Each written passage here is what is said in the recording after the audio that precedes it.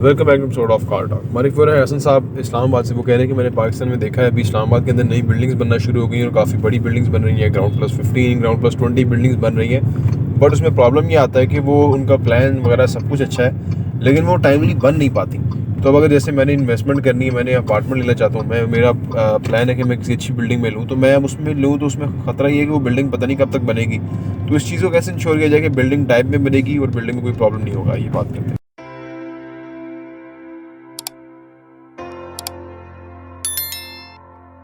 बिस्मिल्लाहिर्रहमानिर्रहीम, अस्सलाम वालेकुम रहमतुल्लाहि व बरकातुहू। देखिए जी, मैं आपको अपना बताऊं कि मैंने गोरी टाउन में शुरू में इन्वेस्ट किया। मैं बहरिया में इन्वेस्ट का मुझे पता नहीं था, फिर मैं बाद में बहरिया में इन्वेस्ट करता रहा और इस तरह से मैं जो है ना वो आगे बढ़ रहा हूँ। इन्वेस्टमेंट में एक चीज़ होती है कि आप कहीं भी इन्वेस्ट कर लें। गाँव में भी आपकी कोई प्लॉट है, घर है जी, कोई चीज़ है ना, कोई दुकान है, तो वो उसकी एक कीमत है, उसके हिसाब से कीमत है।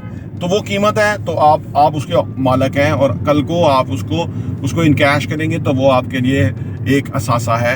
इस तरह के आप छोटे छोटे 4 असासे होंगे तो उसको मिला के तो एक असासा बड़ा बना सकते हैं। DHA में, बहरिया में कोई चीज़ बना सकते हैं, ठीक है। तो ये एक कांस्टेंट प्रोसेस है जिसको मैंने अडॉप्ट किया और मैं लोगों से भी शेयर करता हूँ। लोग कहते हैं नहीं जी, हमें रहना तो बहरिया में है, DHA में है, लेकिन अभी हमारे पास पैसे नहीं है। अभी जितने पैसे हैं और जहाँ चीज़ मिलती है वहाँ ले लें, क्योंकि उस पर कंपाउंडिंग इफेक्ट आएगा।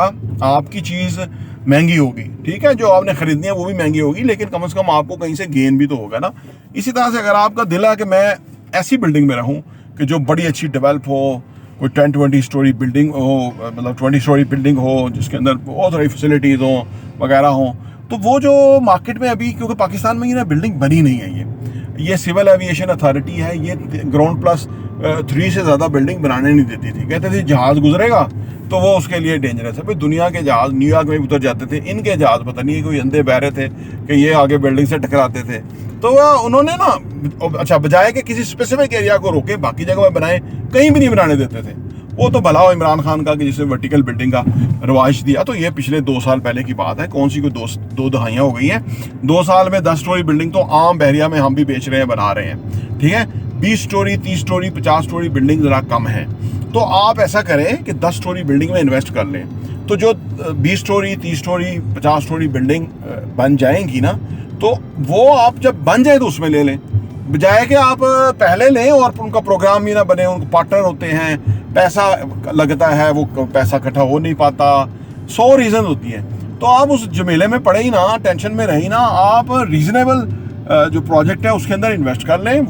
वो भी सरमाया आपका ग्रो कर जाएगा, और जब वो सरमाया ग्रो कर जाएगा तो फिर आप वहाँ से बेच के तो वहाँ ले लें जहाँ आप लेना चाहते हैं, और वो जो बन जाए उसी कम्युनिटी में आप जाके रह सकते हैं। तो इसको ना इस तरीके से करें, क्योंकि मैं इस तरह से करता हूँ, क्योंकि बजाय कि आप क्या रिस्क ले लें और अगला बनाए ना और आप उसके साथ रोलों में पड़े रहें, क्या ज़रूरत है।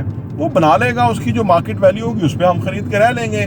फिलहाल हम जो कर रहे हैं हमें सही है, हमारा पैसा सिक्योर है, हमारे पैसे के ऊपर प्रॉफिट होगा और वो फ़ायदा होगा। तो इस चीज़ को मद्देनजर रखें तो इससे आप बच सकते हैं। प्रॉपर्टी इंटरव्यू देखने का बहुत बहुत शुक्रिया।